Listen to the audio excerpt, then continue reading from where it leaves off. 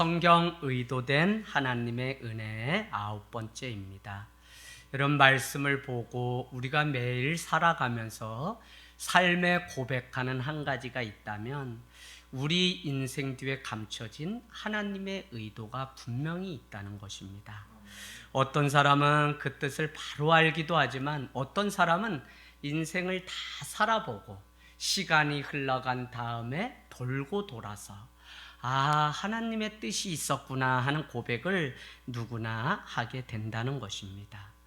저는 오늘도 우리의 인생 가운데 주관자는 하나님이시며 어떤 상황과 형편 속에서도 하나님의 숨겨진 의도가 있다는 사실을 믿고 하나님의 사랑에 대한 신뢰, 그 변함없음에 대한 우리 신뢰함이 주님 앞에 드리는 진짜 믿음이라는 생각을 해보게 됩니다.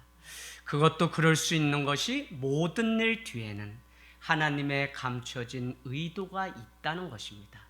지금은 잘 몰라. 지금은 슬프고 지금은 힘들지만 가만히 생각해 보면 믿음의 눈으로 바라보게 되면 하나님이 행하시고자 하신 뜻이 있다는 것입니다.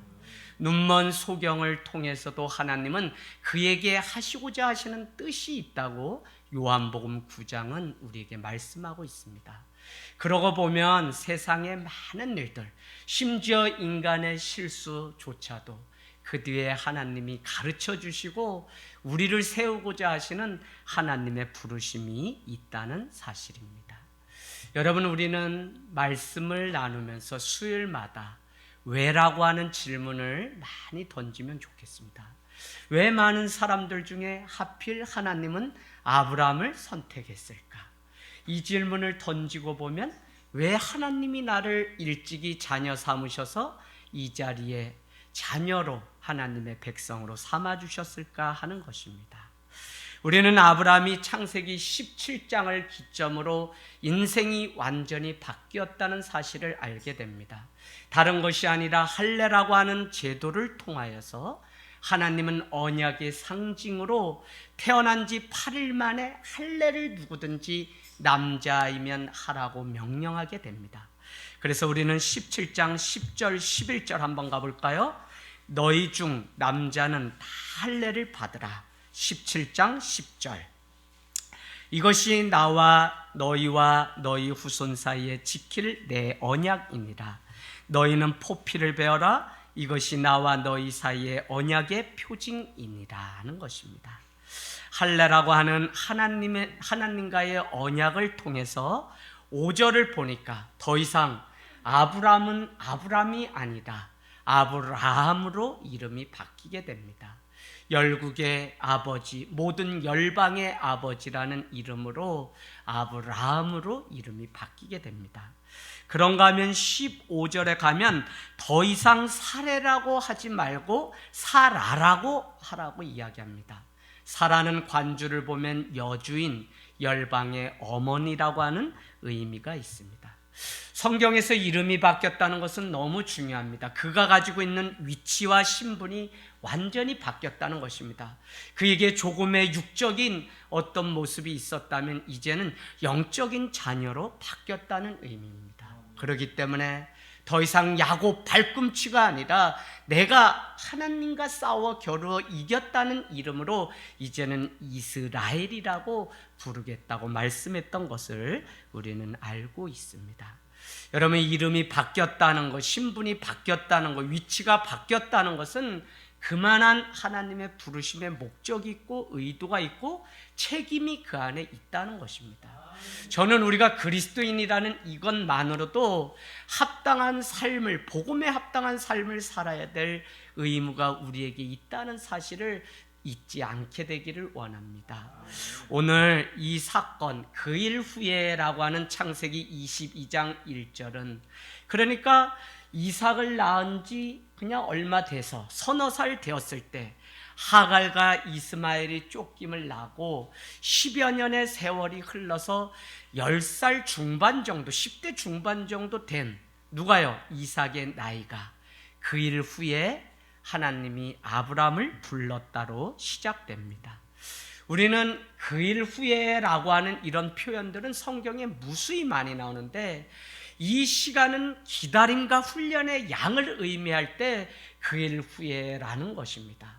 이삭을 낳았지만 이삭의 나이가 10대 중반이 된 그때쯤에 그는 많은 훈련과 기다림이 있은 후에 오늘 하나님은 아브라함을 부르셨다는 의미입니다. 그런데 여러분, 부른 이유가 기가 막힙니다.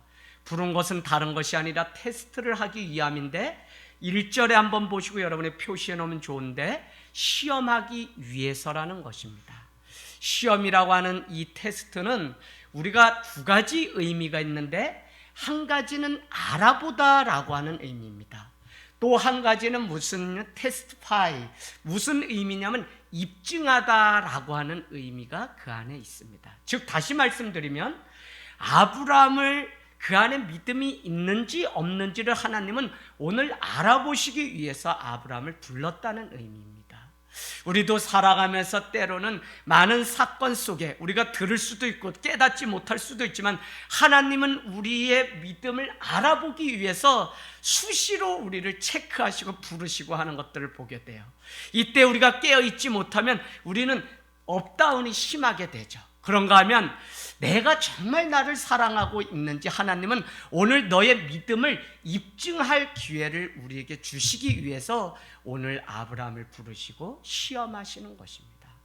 여러분, 우리는 코로나와 같은 많은 상황들이 우리 인생 가운데 겪게 되고 앞으로도 있을 예정이에요. 그때마다 잊지 말아야 되는 것은 우리가 하나님 앞에 보여야 될 것은 내 안에 하나님이 계신지 알아보기 위해서 하나님이 시험하시는 때이며 우리는 내가 하나님으로 만족하는 사람임을 입증할 기회가 바로 지금이라는 이 사실을 잊지 않게 되기를 원합니다.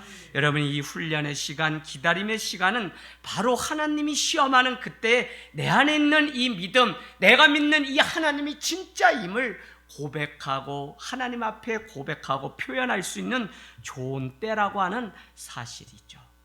우리가 어떤 사람이 나를 추천해서 회사에 입사했다고 한번 생각해 보십시오. 그러나 그 회사에 누구의 추천 때문에 입사했다고 해도 결국 나의 실력은 내가 입증할 때, 나를 알아보는 그 상사에게 내 실력을 입증해야만 나는 내가 누구인지를 정확히 드러낼 수 있는 것이지, 이와 같은 테스트 과정이 없다면 우리는 진짜 어떤 믿음인지, 내가 진짜 무엇을 잡고 사는지, 내가 어떤 그리스도인인지 우리는 잘 모른 채 살아갈 수 있다는 것이죠. 오늘 아브라함을 우리는 흔히 믿음의 조상이라고 이야기합니다. 아담과 하와, 또 가인과 아벨, 에녹 등, 노아 등 많은 하나님의 사람들이 있었습니다. 그들은 동행하였다는 표현이 줄곧 나옵니다. 동행은 다른 것이 아니라 뜻을 같이 하는 것이 동행입니다. 하나님의 뜻과 함께 했던 것을 우리는 동거가 아니라 동행이라고 이야기합니다. 여러분, 친구가 같이 가고 인생을 같이 살지만 다 동행하는 것 같지만 그렇지가 않더라고요. 끝까지 뜻을 같이 해서 하나님의 영광을 위해서 살아가는 사람이 많지 않아요.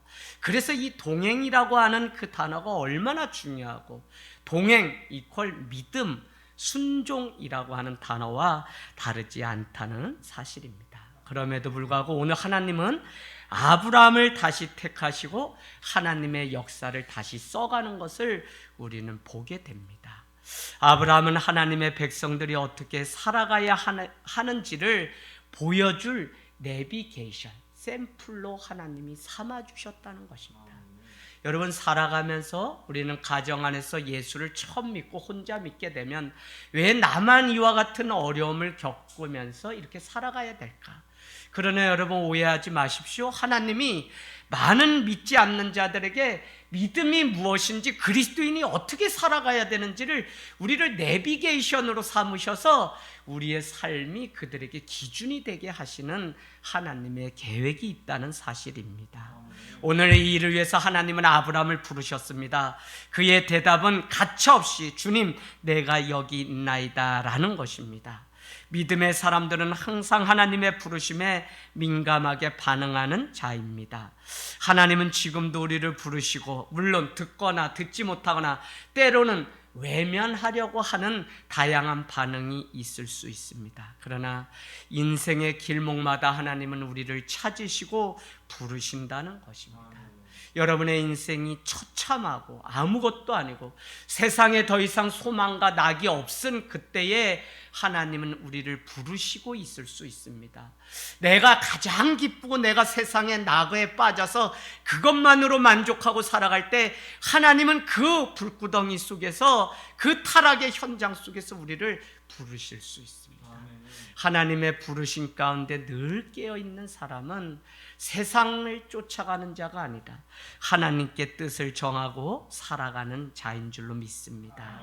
여러분, 오늘 아브라함을 부르신 이유는 그의 믿음을 입증하기 위해서, 그의 믿음을 알아보기 위해서라고 말씀드렸습니다.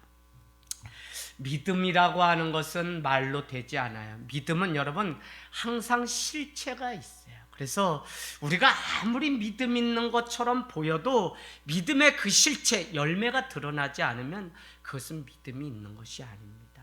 그래서 세상은 교회가 요란하고 세상은 교회가 무슨 행사를 많이 하고 그것 때문에 그 교회가 뭐 부흥된다, 좋은 교회다라고 말하는 것이 아니라 그 믿음의 실체가 있는 사람인지 아닌지를 보고, 아하, 하늘 땅 교회 다니는 그 성도를 보니 그 교회 진짜구나라고 말을 한다는 것입니다. 여러분, 때로는 제가 목회를 하면서 막 성도들로 인해서 전화를 받을 때가 있어요. 그건 다른 게 아니에요. 목사님, SNS에 막 이런 일들이 있는데, 목사님, 그 집사님, 목사님네 교인 아니세요? 예, 그렇습니다. 하면 저에게 어떻게 그럴 수 있어요? 그럴 수 있어요? 라고 할 때가 있어요. 여러분, 성도 한 사람이 즉 하나님의 나라입니다. 내 마음이, 내 뜻이 있는 그곳에 나도 너희와 함께하며 너희의 마음이 있는 그곳에 하나님이 함께 하시기 때문에 우리는 우리가 참된 그리스도인이고 하나님의 교인, 교회임을 증명해야 될 의무가 우리 가운데 있는 것이죠. 어쩌거나 중요한 것은 믿음이 있다고 말하는 것이 아니라 우리는 믿음이 있는 실체를 보여주는 중요한 때에 지금 살아가고 있습니다. 교회가 있습니다. 십자가가 있습니다. 기도가 있습니다. 예배가 있습니다. 그러나 여러분, 그게 중요한 게 아니라 그 삶에 반드시 믿음의 실체가 우리를 통해서 드러나게 되기를 원합니다. 저는 그런 면에서 요새 너무 마음이 아파요. 그냥 다른 게 아픈 게 아니라, 아니 뭐 영어 학원에서 그냥 이 11월 되면 할로윈 데이 한다 이거예요. 그래서 외국에서 들어온 그건 뭐 그냥 하나의 문화라고 해요. 근데 여러분, 할로윈 데이가 뭐죠? 그냥 유령 사탄 마귀 뭐 그냥 그 이상한 거 하고 막 피 질질 흘리는 거, 그런 마스크 쓰고 놀이를 하는 것입니다. 믿음의 집사님들, 믿음의 사람들이 운영하는 어린이집이 왜 그 일들을 하냐고요. 안 해도 되는 건데 왜 영어 학원이 시작해서 그 일을 아무 분별 없이 그냥 다 하니까 한다는 거예요. 그것 때문에 막 정신없이 바빠가지고 이렇게 하는 거 제가 보면서 얼마나 속이 터지던지. 여러분, 정말 믿음을 우리는 실체를 보여야지 우리가 믿음 있는 거지. 세상 흐름 따라, 풍조 따라가면 우리는 다 무너지는 거예요. 그래서 시편 1편은 복 있는 자는 뭐라고요? 악인들의 꾀를 따르지 않고 죄인들의 길에 서지 아니하며 오만한 자들의 자리에 앉지 않는 것이. 그래서 내가 가고 서고 앉는 것을 어디에 해야 되는지 하나님과 함께 하지 않으면 그것은 더 이상 복이 되지 않는다는 것입니다.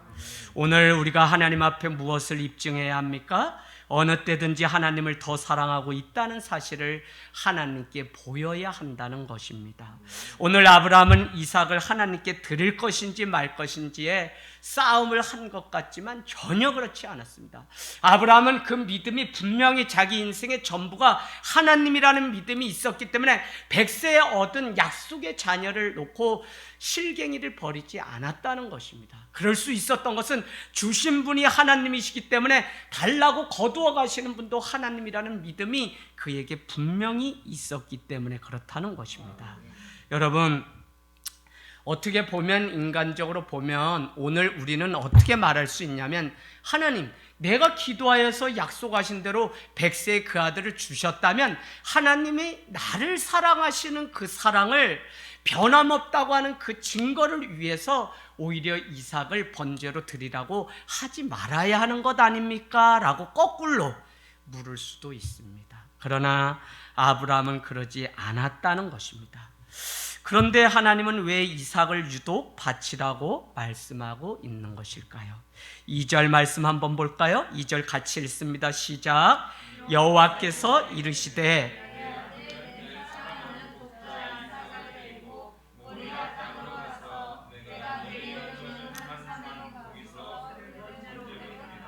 아멘, 아멘. 모리아 땅. 지금 아브라함의 가정은 부엘세바에 있습니다. 부엘세바에서 4절 보니까 모리아 그 산까지 가는 데는 3일의 시간이 걸렸다는 것을 우리가 알 수 있어요. 4절에 3일 후에라는 단어가 있습니다. 여러분, 중요한 것은 오늘 이 2절 말씀을 통해서 누가 가장 많이 나오죠? 이삭이 많이 나오죠. 이삭을 이렇게 설명하고 있습니다. 어떻게 해요? 내 아들. 그죠? 누구죠? 이삭입니다. 또 끊으세요. 내 사랑하는 독자. 누구입니까? 이삭입니다. 그리고는 이삭을 바치라고 명령하고 있습니다. 내 아들, 내 사랑하는 독자 이삭. 여러분, 그 의미는 무엇이냐면 하나님이 지금 원하시는 것은 다른 게 아니에요. 하나님은 오늘 내가 내게 지시한 땅에 가서 예배하라고 말씀하셨다면 오늘 내가 원하는 그것을 가지고 와서 하나님 앞에 제물로 번제로 드리라는 것입니다. 그것이 바로 100세에 얻은 아들 이삭이라는 것입니다. 여러분의 예배는 어떻습니까? 아무 곳에서나 예배 드리면 사람들이 많이 오해해요. 그냥 우리가 모여서 드리는 이 공동체적 예배가 이것이 선교고 이 모이는 예배 자체가 얼마나 중요한지, 그래서 한 곳에 모인다고 하는 그것이, 같은 시간에 모인다는 그것이 왜 공예배라고 했는지는 간과한 채 어느 때부터 사람들이 그냥 내가 교회니까 아무 곳에서나 우리가 교회 이름 부르면 다 예배라고 치부해. 아니요, 두 가지가 다 중요합니다. 항상 여러분은 균형 있게 보셔야 돼요. 여러분, 한국교회 패망은 어디 있냐면 그동안 교회 부흥을 강조해서 교회가 막 하는 사이에 가정들이 다 깨졌어요. 그래서 가정이 중요하다고 가르쳤더니 이거는 주의 종들이고 할 것 없이 가정이 그냥 교회다고 해서 가정에만 들어가지 교회에 모이지 않아요. 여러분, 얼마나 어리석은 시대에 살아가는지 여러분 잘 아셔야 돼요. 내가 하나님을 위해서 내 자신을 드리겠다고 했던 자가 그리스도인, 크라이스트 I'm nothing입니다. 그런 자들의 예배가 어떻습니까? 여러분, 무엇을 가지고 하나님 앞에 번제로 드리고 있습니까? 내가 드리고 싶은 거 가지고 나오셨나요? 하나님은 그렇지 않아요. 오늘 내 사랑하는 독자 이삭을 가지고 와서 하나님은 드리라고 말씀하고 있습니다. 다시 뒤집어 말씀하면 예배란 무엇이냐면 하나님을 너무 사랑하기 때문에 내가 가장 사랑하는 그것조차도 끊어버리고 더 사랑하시는 하나님께 드릴 수 있는 게 예배라고요. 그러니까 시간을 구비하고 물질을 정하고 우리 인생을 하나님께 드리는 게 예배지, 아무 때나 뭐 드리고 싶으면 드리고 그 예배 아닙니다. 여러분, 오늘날 정말 이 마지막 때를 살고 있는 이것이 무엇이냐면 여러분, 참된 예배. 정말 요한복음 4장은 내가 지시한 그 땅으로 가서 내가 원하는 그 제물을, 그것이 설령 상한 심령으로 드릴지라도 그 제사 안에 있는 하나님을 사랑하는 마음이 있다면 주님은 그것을 보시고 기뻐하시겠다는 것입니다. 할렐루야. 여러분, 오늘 이 말씀이 가볍지 않아요. 이 말씀이 우리에게 주는 도전과 은혜가 여러분 각자에게 있기를 원합니다. 부엘세바에서 모리아 땅까지 3일이 걸립니다. 그렇다면 꼭 모리아 산 3일까지 걸리는 그 산에 가서 내가 꼭 제사를 드려야 됩니까? 라고 아브라함은 또 물어볼 수 있어요. 그러나 하나님은 가까운 곳에서가 아니라 내가 내게 지시한 그곳에 가서 예배를 드리라고 말씀하고 있습니다. 여러분, 거기에 한번 적어놔 보실래요? 하나님의 뜻을 행하려면 그 방법과 그 동기마저도 내 뜻이 아니라 하나님의 뜻대로 해야 예배라는 것입니다. 할렐루야. 많은 사람들이 오해해요. 하나님의 뜻을 이루기 위한 것인데 방법이나 과정이나 내 마음대로 해서 어쨌거나 드리면 되지라고 우리는 착각해요.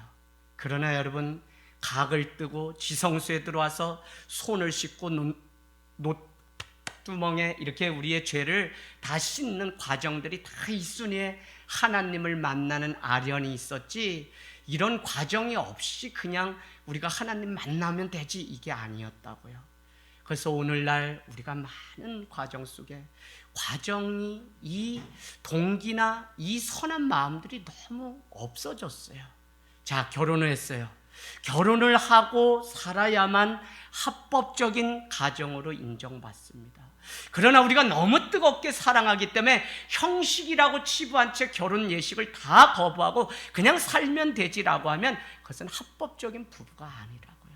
그럼에도 불구하고 오늘날 합법적인 부부라고 말하고 가정이라고 말하기 때문에 문제인 시대에 우리가 살아가고 있다는 것입니다.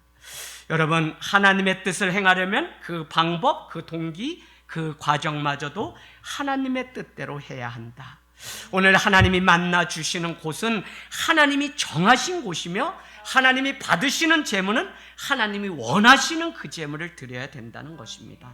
아브라함의 이 사실을 누구보다도 너무 잘 알기 때문에 3절 말씀 한번 가보실래요? 22장 3절. 동사 위주로 여러분은 이 말씀을 좀 보면 더 말씀들이 잘 옵니다.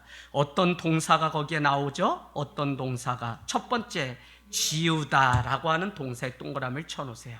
가차없이 지웁니다. 아침에 일찍 일어나 아내 사라가 깨나서 이 놀라운 현장을 보기도 전에 일찍 일어나서 하나님의 뜻을 행하기 위하여 아브라함은 잠든 그 아들을 깨워서 아침 일찍이 하나님의 일들을 이루기에 나귀의 안장을 지우고 두 종과 그의 아들 이삭을 데리고 번제에 쓸 나무를 쪼개어 가지고 떠나게 됩니다.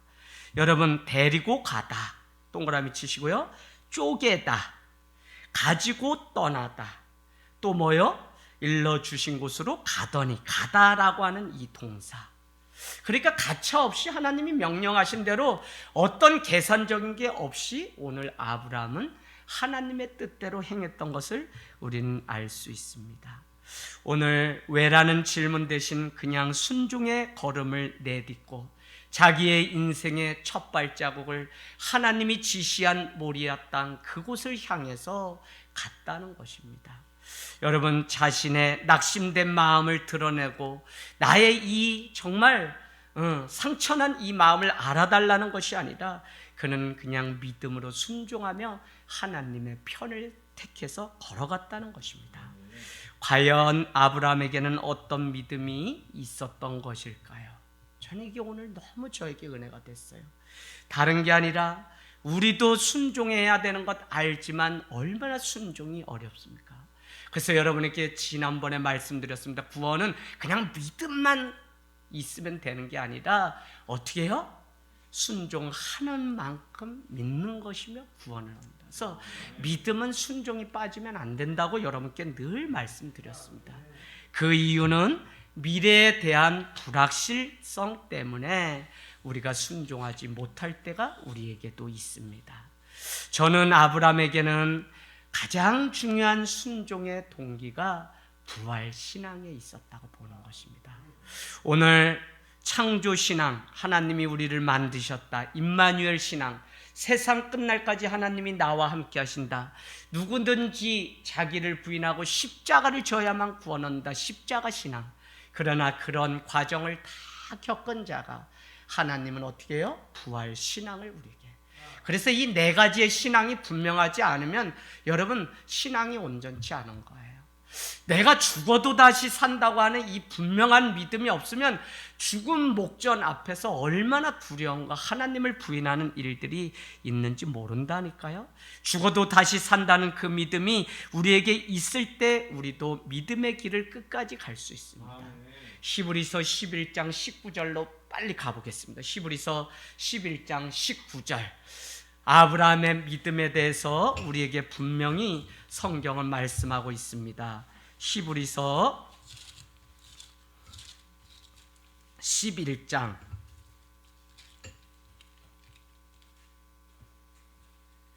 19절.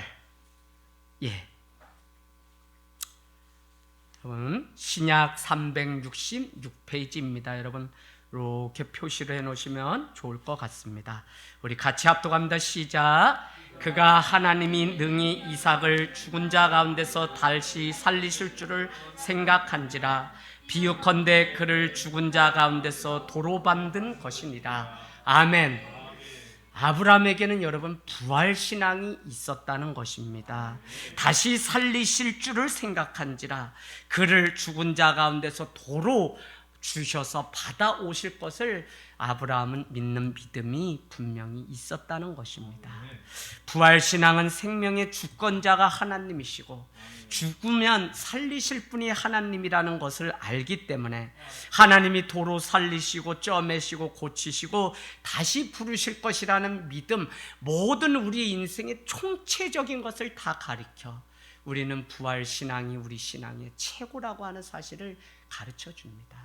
여러분, 요한의 아들 시몬은 하나님을 부인하고 주님이 십자가에 올라갔을 때 그는 모든 것을 버려두고 다시 골고다 언덕 십자가를 만지지 못한 채 갈릴리 바닷가로 돌아가 생업에 종사하게 됩니다.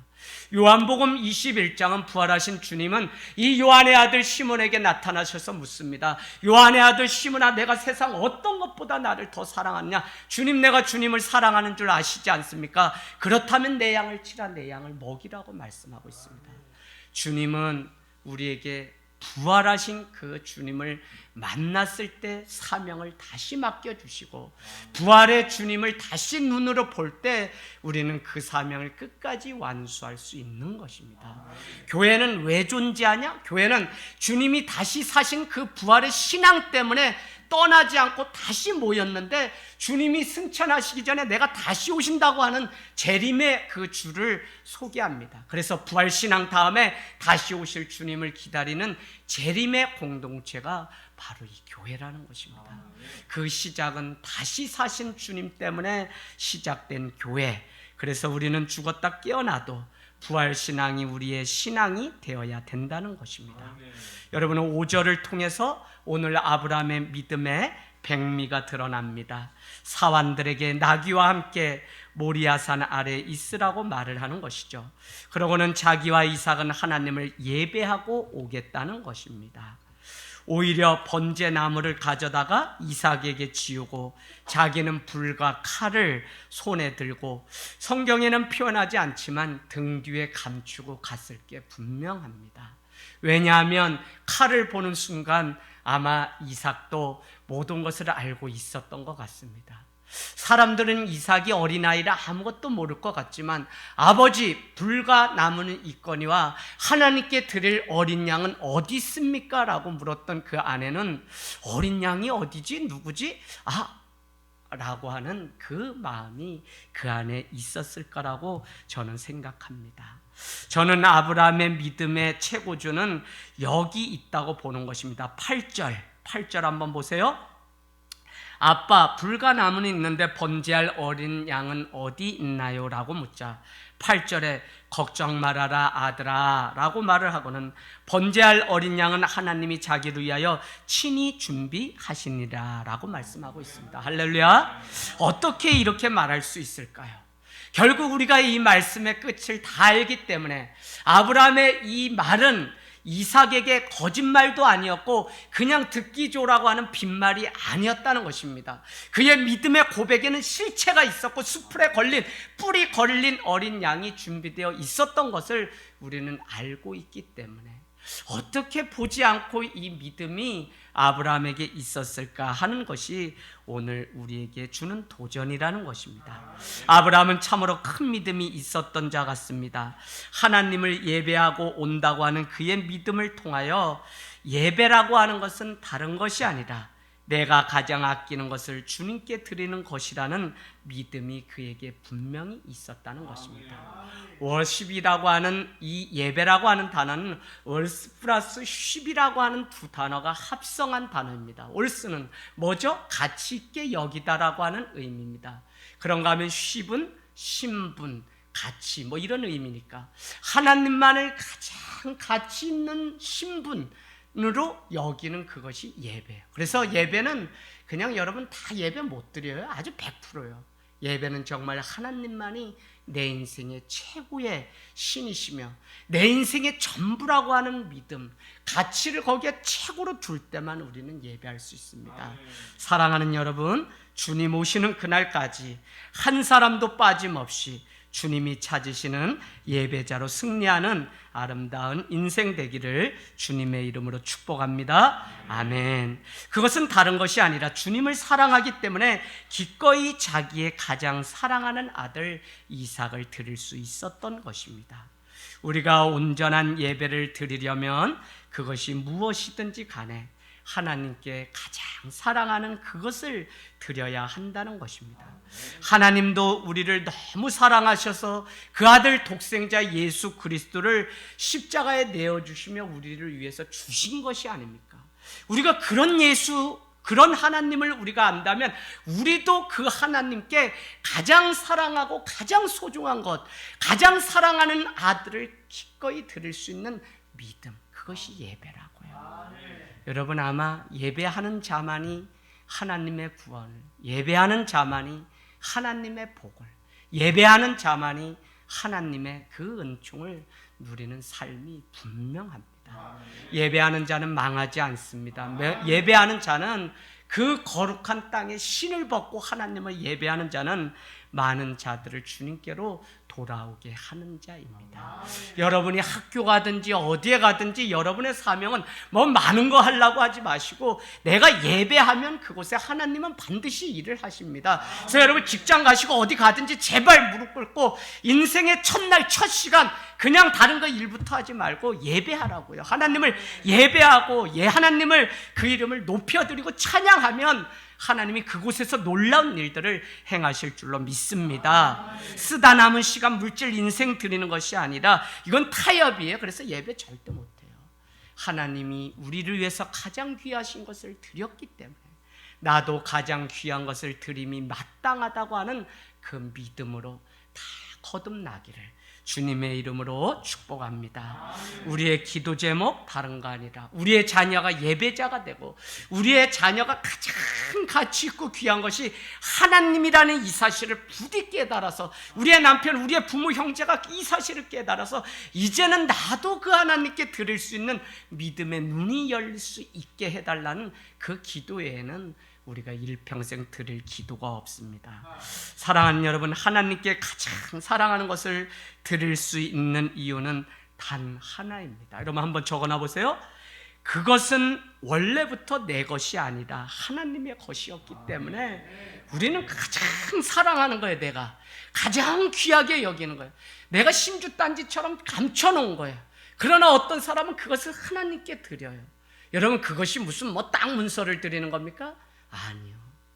여러분 김선도 목사님 그 책의 일화에 보면 어머니 권사님이 6.25 피난 중에도 그냥 그 군인들이 총격전을 벌이다 떠난 그 부산 그 항구 그곳에서도 주일이면 어김없이 그 군인 모자 그걸 놓고 주님 앞에 헌금을 드리고 11조를 드리고 떼어드려요.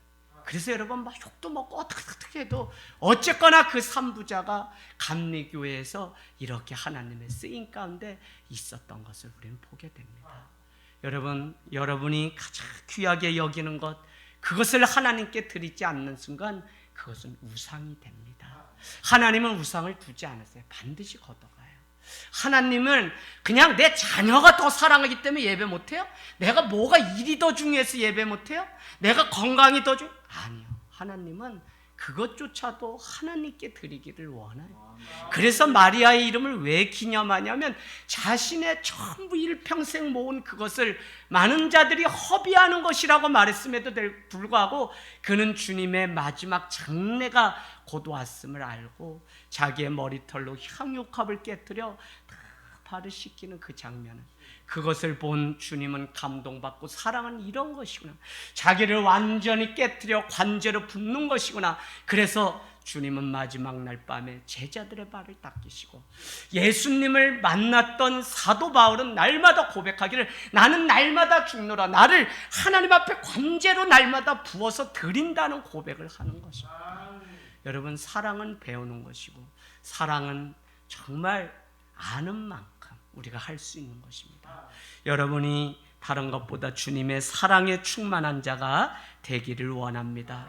처음부터 맡겨주신 것이 이삭이었고 하나님이 다시 돌려주실 때 우리는 다시 받을 수 있는 자가 이삭이었다는 것입니다. 원래 하나님의 것을 맡겨주신 것이기 때문에 하나님께 드릴 수 있는 믿음.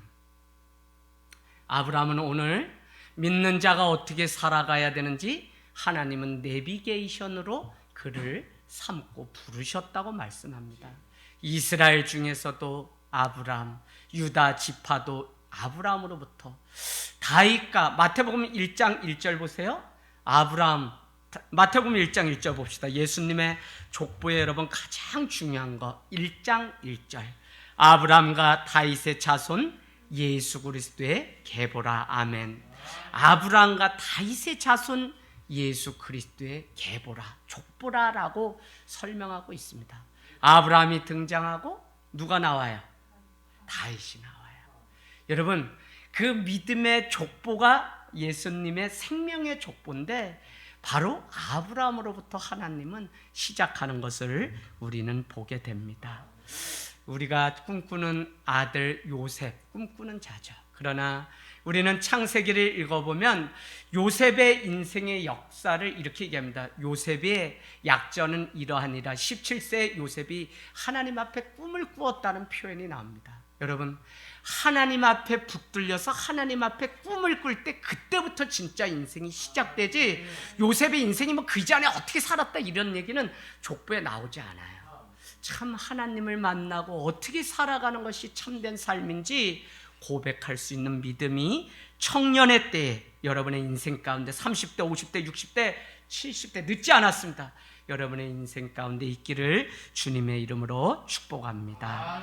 오늘 이삭이 번제 나무를 지고 가는 모습은 여러분 마치 예수님이 십자가를 지고 가는 모습을 연상케 합니다.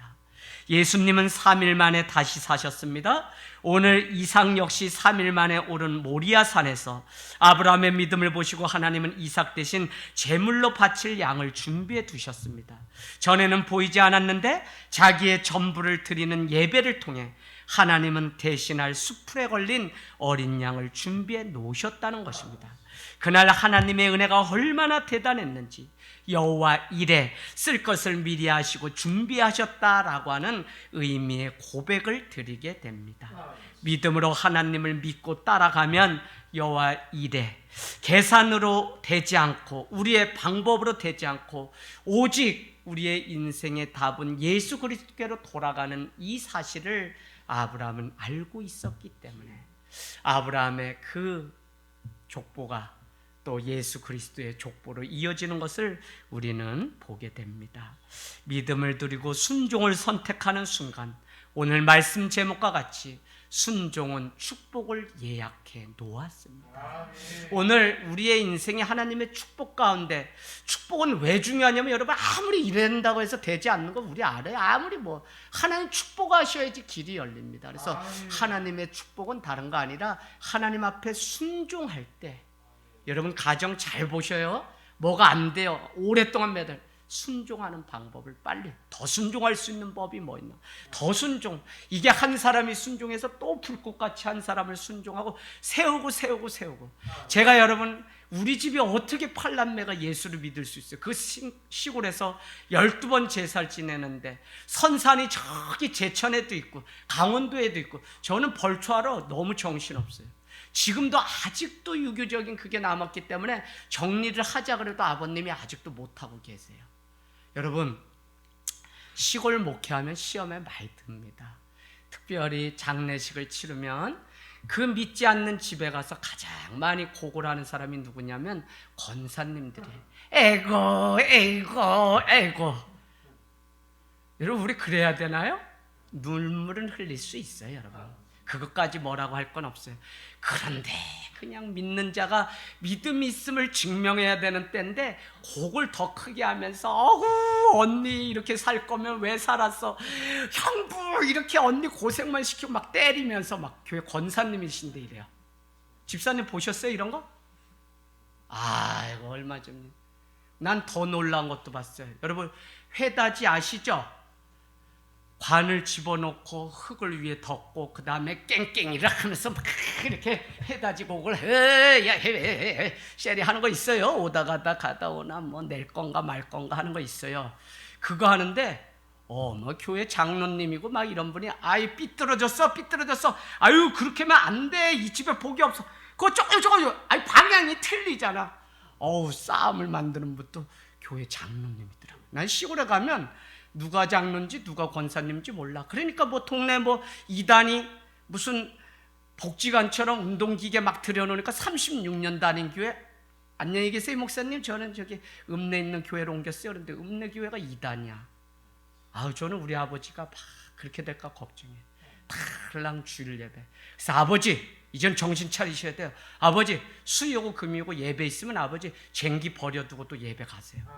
아버지 한 가지, 아버지 아주 그냥 막 우리한테 뭐 상처도 많이 주시고 그런 분이에요. 그래도 어머니는 그것 때문에 밉다고 하는데 아버지는 밭, 콩 하다가도 소새끼 몰고 집에다 갖다 매야 되는데도 그냥 버려두고 예배 시간 되면 차 온다고 막 경기 끌고 난 예배를 그렇게 사모하세요. 문제는 이제 삶이 좀 바뀌어야 되는 거죠. 그게 안 되니까 이제 맨날 그래도 어쨌거나 예배하는 자가 승리하는 것입니다. 여러분 오늘 하나님은 우리 가운데 부엘세바에서 3일 만에 도착한 모리아산 그곳의 11절에 보니까 드디어 믿음대로 진짜 하나님께 이삭을 드리기 위해서 그냥 칼을 드는 순간 11절에 뭐라 그래요? 1절에는 아브라함아 한 번 불렀죠. 11절에는 다급한 하나님이 아브라함아 라고 막 말씀하십니다. 그랬더니 아브라함은 주님 내가 여기 있나인데 왜요? 그랬더니 12절에 사자가 이르시되 그 아이에게 내 손을 대지 말라. 그에게 아무 일도 하지 말라. 내가 내 아들 내 독자까지도 내게 아끼지 아니하였으니 내가 이제야 내가 하나님을 경외하는 줄을 아노라. 아멘. 복 다른 거 아니에요. 내가 정말 하나님을 사랑하는 것을 하나님이 받으시고 알면 그때부터. 여러분 우리가 찬양하고 예배하는 거 왜 그래요? 하나님이 나의 믿음을 보시고 기뻐하시기를 원하는 것 한 가지입니다. 그것만 되면 뭐 이제 끝나요. 여러분 하나님 앞에 우리의 믿음, 결국 오늘 이 사건은 결국 이삭은 어떻게 해요? 다 죽었는 줄 알았는데 3일 후에 모리아산에 갔다가 다시 산채로 돌아오는 놀라운 부활신앙. 이삭의 사건은 결국 예수 그리스도의 구속사적인 사건입니다. 여러분 믿음을 드리고 믿음으로 순종하면 하나님은 우리 인생 가운데 살 길을 반드시 내어 놓으셨다는 것입니다. 오늘 우리는 말씀의 결론을 이렇게 맺으려고 합니다. 진짜 복음이 무엇인가? 우리를 구원하시는 것은 우리의 믿음의 크기에 있는 것이 아니라 믿음이 크다 작다 우리는 자꾸 평가하려고 해요. 근데 그게 아니라 여러분은 놓치지 말아야 되는 게 분명한 것이 무엇이냐면 내가 믿는 믿음의 대상이 하나님이 맞는지가 우선돼야 됩니다. 많은 사람들은 하나님을 믿는다고 하지만 우상을 믿고 있어요. 돈을, 권력을, 건강을, 많은 것들을, 때론 자식을, 때론 성적을, 때론 대학을, 때론 승진을 목에 걸고 있어요. 여러분 아브라함이 진짜 믿음의 대상으로 삼았던 것이 이삭이었다면, 유일한 그의 사랑이 오늘 이삭이었다면 그는 구원과 무관한 자입니다. 그는 믿음의 크기가 물론 대단한 자죠.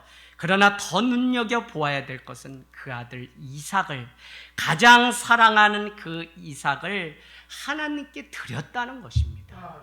믿음의 대상이 하나님이 분명하지 않았다면 그는 자기가 가장 사랑하는 그것을 드릴 수 없었다는 것입니다. 여러분 우리의 예배, 우리의 많은 말들 다 하나님께 드리는 예배가 되기를 원합니다. 그는 세상 어떤 것보다 하나님을 더 사랑하고 최고로 여기는 믿음이 있었습니다. 우리는 실타래 같은 세상 관계 속에 살아갑니다. 가만히 사람들의 믿음을 봐요. 때로는 실망스러운 것도 사실입니다. 그것은 믿음이 크고 작고가 아니에요. 믿음이 아직은 어려도 하나님을 위해서 무엇인가 드리려고 하는 그 믿음 때문에 오히려 더 많은 감동을 얻는 것이 사실입니다. 그렇다면 믿음의 크기, 믿음의 분량, 믿음의 양이 아니라 저는 그가 하나님께 어리지만 부족하지만 하나님을 향해 그의 전부를 드리려고 하는, 하나님이 그의 유일한 받으실 예배 대상인 것이 분명할 때 얼마나 감동이 되는지 모릅니다. 환경 때문에, 상황 때문에 복음이신 예수 그리스도를 놓치고 살아가는 사람들의 어리석음을 보게 됩니다. 그래서 하나님이 최고의 가치고 기준이 아니라 때로는 자기 자신이, 때로는 사람의 말이, 때로는 가장 가까운 사람의 그 형편 때문에 우상을 섬기고 자기애라는 덫에 빠져서 더 이상 하나님이 기준이 되지 않고 하나님이 예배의 대상이 되지 않는 것이 우리 일상의 삶 속에 얼마나 많은지 모릅니다. 여러분, 누가 뭐라고 하면 얼마나 기분이 나빠요. 제가 팀 켈러의 우상이라는 책을 읽다가 우리 마음에 와닿았어요. 최고의 우상은 자기 자신이에요. 자기 연민. 그 단편적인 예가 뭐냐면, 누구의 충고나 말에 기분 나빠하는 자기라면 나를 인정하지 않는다는 그것 때문에 기분 나빠한다면 그것이야말로 자기를 우상으로 삼고 있는 거예요. 나는 완벽한데 나에게 왜 이런 이야기를 하지? 내가 이런 얘기 들을 대상이 아닌데 왜 목사님 왜 이런 얘기하지? 아빠가 왜 이런 얘기하지? 그 안에는 나는 완벽해, 나는 인정받을 수 있어, 나는 뭐해. 물론 그가 자라오는 환경 속에 부모로부터 인정받지 못한 것 때문에 더 인정받고 싶어하는 욕구가 있겠죠. 그러나 그 기준이 사람이 아니라 하나님께 인정받는 믿음을 추구할 때 우리는 믿음이 있다고 말할 수 있다는 것입니다. 할렐루야. 자, 두 번째는 뭐냐면, 오늘 우리는 여호와 이레의 하나님의 은혜를 아브람처럼 누려야 되는데, 이것은 아브라함이, 이거 되게 중요합니다, 믿음 때문인 것 같지만 그렇지 않다는 거예요. 오늘 믿음 때문에 아브라함이 믿음의 조상이 되고 구원을 얻었습니다. 그럼에도 불구하고 복음은 진짜 무엇이냐? 하나님이 아브라함을 의롭게 여겨주신 그 은혜 때문에 아브라함은 이와 같은 믿음을 택해서 가는 삶을 살았고, 아브라함은 믿음의 조상이 될 수 있었던 것이지, 아브라함을 택하신 하나님은 아브라함 자체가 훌륭해서 그를 불러서 믿음의 조상으로 삼은 게 아니라고 말씀드렸습니다. 그러면 하나님이 그를 쓰시고 부르셨기 때문에 그가 훌륭하고 믿음의 조상이 된 겁니다. 할렐루야. 그래서 우리는 내가 주어가 아니라 하나님 때문에, 하나님의 은혜 때문에 살아가고 있다는 이 확신, 이 복음의 진수를 알게 되면 여러분 뭐 하라 말라 할 필요가 없어요. 하나님 때문에 지금 숨쉬고 있는데, 하나님 때문에 지금 살고 있는데, 하나님 때문에 오늘 예배드리고 있는데 뭘 우리가 따져요. 여러분, 많은 자들이 다 하나님께 예배하고 하나님을 최고로 여긴다고 하지만 얼마나 많은 빈말 속에 이 땅에 있는 이 그리스도인들이라는 사람들이 살아가는지 몰라요. 저는 14만 4천이 물론 숫자적으로 14만 4천만 구원 없겠냐라고 하지만 극히 작은 일부의 숫자만 구원받는다는 그 상징적인 의미가 그 안에 있다고 봅니다. 누구든지 주여 주여 하는 자마다 다 구원을 얻는 것이 아니라고 말합니다. 그러나 여러분 오해하지 마십시오. 그가 열심을 들이지 않았기 때문에, 행위가 좋지 않기 때문이 아니라 하나님의 은혜를 입지 않았기 때문에 그렇습니다. 여러분, 복음은 아브라함의 믿음을 드러내고 그의 행한 업적을 오늘 열거하려고 성경이 우리에게 말하는 게 아니에요. 너도 아브라함처럼 이와 같이 번제를 드려야 내 아들 데리고 가서 오늘 이 단에서 예배할 때 한번 하나님 가져가세요 우리 아들, 이렇게 하라는 게 아닙니다. 자, 예수 그리스도께서 우리를 위해 행하신 일들 때문에 구원을 얻을 수 있다는 것을 고백하라고 우리에게 복음은 가르쳐주고 있습니다. 이거 여러분 이해되세요? 여러분, 이렇게 우리가 신앙생활을 안 했어요. 얼마나 제가 젊은 날 정말 1인 10명 사역, 이거 10가지 사역, 여러분 3년 동안 고향집에 한 번도 안 갔다면 제가 효자의 불효자식이에요. 예수에 빠져서 그렇게 됐어요. 이단에 빠진 거나 마찬가지였어요. 그래도 누구나 균형 있게 살라는 말을 해준 적이 없어요. 하나님이 내 인생의 전부였기 때문에 저는 그와 같은 삶을 살 수밖에 없었어요. 그러나 제가 이 예를 들은 것은 무엇이냐면 내 열심으로 나는 살아갈 뿐 주의 뜻을 이루지 못했고, 내가 열심히 사역을 밤낮 가리지 않고 했지만 예수 그리스도를 바라보고 그 구원을 얻기 위해서 가는 통로의 역할을 하지 못한 채 내 열심, 그저 우리가 무엇인가 하는 행위로 우리는 하나님의 구원을 얻는 양 그렇게 전했던 적이 너무나 많다는 것입니다. 오늘 아브라함이 이삭을 돌려받은 그것조차도 하나님의 의도된 은혜가 감춰져 있습니다. 아브라함이 하나님께 순종함으로 그가 이삭을 돌려주신 것이 아니라, 아브라함이 오늘 순종했기 때문에 여호와 일에 그 하나님을 경험하고 드렸다고 우리는 이 성경대로 보면 우리를 고백하게 돼요. 그러나 복음은 더 깊이 어디까지 가냐면 예수 그리스도 안에서 하나님이 나를 사랑하셨기 때문에 아브라함은 그 아들 이삭을 드릴 수밖에 없었고, 하나님은 그것을 귀하게 보시고 다시 그 아들을 살려주셨다는 고백이 참된 복음의 고백이랍니다. 할렐루야. 주어가 항상 내가 아니에요. 내가 하늘 땅 교회 세웠나요? 아니에요. 내가 내 발로 왔나요? 어리석은 얘기예요. 여러분, 저도 여기에 하나님이 부르셔서 온 것이지, 하나님이 하늘 땅 교회를 세워서 여기까지 온 것이지, 나는 자랑할 것도 없고 나는 아무 공로 없어요. 빈손으로 왔다 빈손으로 떠나는 것이 참된 복음의 목회자 상입니다. 아무것도 요구하지 않고 하나님이 나를 쓰시고 사용하시는 그 기간, 하늘 땅 교회 목사로 살아가는 그것만으로도 나는 족한 것이지, 내가 뭘 떠나면서 내 공로를 생각해서 이제는 뭐가 되게 해주세요, 저는 그러고 싶지 않아요. 제가 여러분 이와 같이 어려운 이야기를 여러분께 설교마다 하는 이유는 제가 제 자신을 지키기 위해서요. 제가 변질된 그 첫 번째 뭐냐면 이와 같은 말을 안 하고 내가 이제 얼마나 고생했는데 여러분 아시기나 하세요? 막 하면서 본전 생각난다고 얘기한다면 저도 세상의 사람과 똑같아요. 여러분, 우리는 그냥 하나님이 부르셔서 하나님의 말씀이기 때문에 하나님의 방법대로 하나님의 뜻대로 가는 것이지, 내가 오고 가는 것을 결정한다면 우리는 아무것도 아닙니다. 오늘 정말 복음은 우리에게 무엇을 가르쳐 주냐면 예수 그리스도 안에서 하나님이 나를 너무 사랑하셨기 때문에 아브라함은 하나님께 순종할 수밖에 없었고, 이미 예수 그리스도를 믿음으로 우리는 구원이 주어졌고 천국이 보장됐기 때문에 우리는 순종하는 삶을 계속 살아야 될 의무가 있고, 오직 우리의 관심은 하나님을 기쁘시게 하고 그분을 사랑하며 더욱 깊이 알아가기 위하여 순종의 삶의 자리로 나아가는 것이 믿음이라는 것입니다. 뭐 이게 안 돼, 막 구원 못 얻는다, 뭐 얻는다. 저도 제가 말할 때마다 실수하고 또 복음과 막 종교와 혼합돼서. 근데 여러분, 분명한 건 하나님이 은혜는 이미 우리에게 주어져.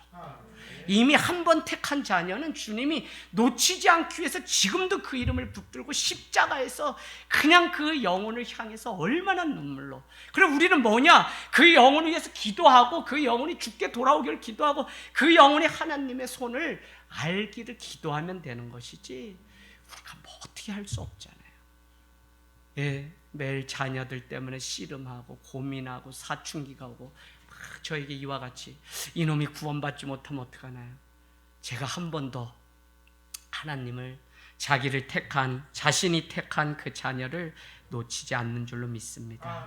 복음 안에서 꼭 승리하십시오. 복음의 능력은 내가 생각했던 것보다 더 죄인이고 허물 많은 존재임을 가르쳐주는 동시에 복음은 내가 바랄 수 없었던 더 많은 사랑과 하나님의 용서하심 가운데 은혜의 자녀가 되었다는 것을 동시에 우리에게 가르쳐 줍니다. 그렇기 때문에 복음을 만나게 되면 자유하고, 복음을 만나면 우리의 허물은 가리워지고, 복음을 만나면 우리는 누구든지 용서하게 되고, 복음을 만나면 행위가 아니라 하나님의 값없이 주시는 그 은혜로 말미암아 우리는 복음의 그 구원의 행전을 계속적으로 써가는 줄로 믿습니다. 아멘. 아멘.